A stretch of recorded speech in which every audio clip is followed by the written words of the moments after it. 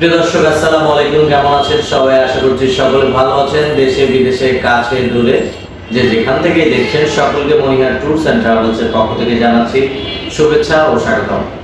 বেশ কিছুদিন আমাদের ইউটিউব চ্যানেলে, ফেসবুকে কমেন্ট বক্সে বেশ কিছু ধরনের কমেন্ট করছে।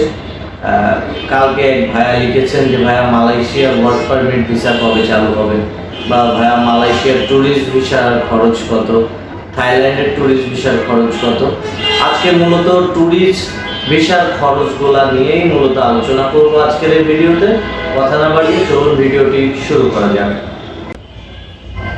আজকে মূলত আপনাদেরকে জানাবো আমরা যে কয়টা দেশে ট্যুরিস্ট ভিসা নিয়ে কাজ করি, সেই দেশের ট্যুরিস্ট ভিসাগুলোর ফিস কত এবং সেই দেশের ট্যুরিস্ট ভিসাগুলো করার জন্য কি কি ডকুমেন্টস লাগে, এগুলো নিয়ে মোটামুটি আজকে আলোচনাটা করব। তো আজকের আলোচনার প্রথমে আমাদের মালয়েশিয়া রয়েছে।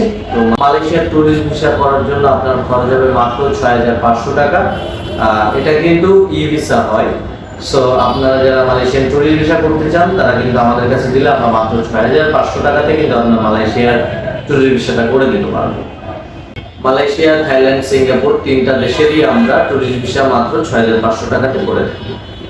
এরপরে রয়েছে দুবাই। দুবাই ট্যুরিস্ট ভিসাটা করার জন্য ২০,০০০ টাকা খরচ হয়। নেপালের স্টিকার ভিসার জন্য খরচ হয় মাত্র ১২০০ টাকা। ইন্ডিয়ার ট্যুরিস্ট ভিসা করার জন্য খরচ হয় মাত্র ১২০০ টাকা।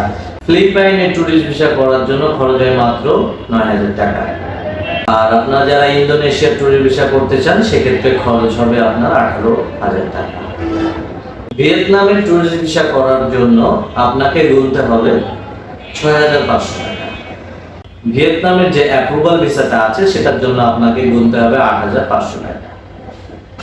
এর পরবর্তীতে নেপালের ই ভিসায় ১ মাসের জন্য যদি কেউ করেন সেক্ষেত্রে আপনার খরচ হবে মাত্র ১৫০০ টাকা, এবং নেপালের ই ভিসা যেটা ৩ মাসের সেটার জন্য খরচ হবে ৪৫০০ টাকা। শ্রীলঙ্কার ইটা ভিসা করার জন্য আপনার খরচ হবে মাত্র ৯,০০০ টাকা। উজবেকিস্তানের সিঙ্গেল এন্ট্রির জন্য খরচ হবে মাত্র ৪,৫০০ টাকা। ডাবল এন্ট্রির জন্য খরচ হবে ৬,৫০০ টাকা এবং মাল্টিপল এন্ট্রির জন্য খরচ হবে ৯,৫০০ টাকা। আমরা সাধারণত যে দেশগুলোর নাম আপনাদেরকে বললাম এই দেশগুলোর ট্যুরিস্ট ভিসা প্রসেসিং নিয়ে আমরা কাজ করছি। এছাড়া কিন্তু আমরা থাইল্যান্ড, সিঙ্গাপুর, মালয়েশিয়া, দুবাইয়ের ট্যুরিস্ট প্যাকেজটা করছি। আপনারা যারা ট্যুরিস্ট প্যাকেজে অ্যাড হতে চান তারা কিন্তু আমাদের কাছ থেকে ভিসা প্রসেসিং সহ প্যাকেজটাও নিতে পারবেন।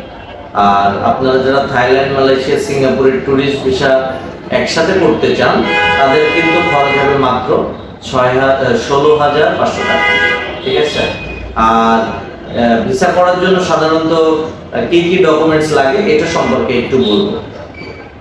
সাধারণত মালয়েশিয়া, থাইল্যান্ড, সিঙ্গাপুরের ক্ষেত্রে যে ডকুমেন্টসগুলো প্রয়োজন হয় সেগুলো হচ্ছে যে পাসপোর্টের সাধারণত ৬ মাসের একটা ভ্যালিডেশন থাকতে হয়, মেয়াদ থাকতে হয় এবং মিনিমাম ৩টা পেজ খালি থাকতে হয়। রিসেন্ট ফটো হোয়াইট ব্যাকগ্রাউন্ডের ৩৫x৫০-এর ৫০ সাইজের bank statement at last 6 month, ৬ মাসের একটা ব্যাংক স্টেটমেন্ট লাগবে। ব্যাংক সলভেন্সিটা প্রয়োজন হবে। জেনারেলি এই তথ্যগুলো প্রয়োজন হবে এবং আপনি কোন পারপাসে ট্যুরিস্ট ভিসার জন্য অ্যাপ্লিকেশন করছেন তার উপরে কিছু ডকুমেন্টস নির্ভর করবে। যেমন আপনি যদি বিজনেস পারসন হন তাহলে আপনার জন্য এক রকমের ডকুমেন্টস প্রয়োজন হবে। আপনি যদি জব হোল্ডার হন সেজন্য আপনার এক ধরনের ডকুমেন্টসের প্রয়োজন হবে। আপনি যদি স্টুডেন্ট হন অথবা হাউস ওয়াইফ হন সেজন্য কিন্তু আলাদা আলাদা ডকুমেন্টসের প্রয়োজন হবে। সাধারণত যারা বিজনেসম্যান তাদের ক্ষেত্রে কি কি ডকুমেন্টস লাগবে এটা নিয়ে কথা বলবো। সাধারণত যারা বিজনেসম্যান তাদের প্রথমত লাগবে ট্রেড লাইসেন্স, অবশ্যই টিন সার্টিফিকেট এবং তার ভিজিটিং কার্ড এবং বিজনেস প্যাডের 2টা কপি এবং দোকানের যে সিলটা থাকবে সেটার প্রয়োজন আছে। এটা হচ্ছে একজন বিজনেস পারসনের জন্য প্রয়োজনীয় ডকুমেন্টস। এবং একজন স্টুডেন্টের ক্ষেত্রে যে ডকুমেন্টসগুলো প্রয়োজন সেগুলো হচ্ছে স্টুডেন্ট আইডি কার্ড, সেটা সে যে স্কুলে, কলেজে অথবা ভার্সিটিতে পড়বে সেখানকার একটা প্রত্যয়নপত্র এবং তার বাবার ব্যাংক স্টেটমেন্ট এবং তার বাবার যাবতীয় তথ্যগুলো কিন্তু লাগবে। এবার আপনি যদি জব হোল্ডার হন তাহলে আপনার জন্য যে পেপারসগুলো দরকার সেগুলো হচ্ছে এনওসি। প্রথমত আপনার দরকার হচ্ছে এনওসি, অফিস আইডি কার্ড এবং আপনার স্যালারি স্টেটমেন্ট এবং ভিজিটিং কার্ড। আপনার স্যালারি স্টেটমেন্ট আর ভিজিটিং কার্ড এগুলো হচ্ছে একজন জব হোল্ডারের জন্য প্রয়োজনীয় ডকুমেন্টস। আপনি যদি হাউস ওয়াইফ হন তাহলে আপনার হাজবেন্ডের টোটাল ডকুমেন্টসটা প্রয়োজন হবে। যে ডকুমেন্টসগুলোর কথা বললাম এটা সাধারণত থাইল্যান্ড, মালয়েশিয়া, সিঙ্গাপুর এবং ট্যুরিস্ট ভিসার ক্ষেত্রে এই ডকুমেন্টসগুলোর প্রয়োজন হয়। দেশভেদে কয়েকটা দেশভেদে একটা দুটো ডকুমেন্টস বাড়তে পারে অথবা একটা দুটো ডকুমেন্টস কমতে পারে। তো ভিডিওটি ভালো লাগলে অবশ্যই লাইক করে দিবেন, মতামত থাকলে কমেন্ট বক্সে জানাবেন। তো আজকের ভিডিওটি এখানে শেষ করছি। সকলে ভালো থাকবেন, সুস্থ থাকবেন। আল্লাহ হাফেজ।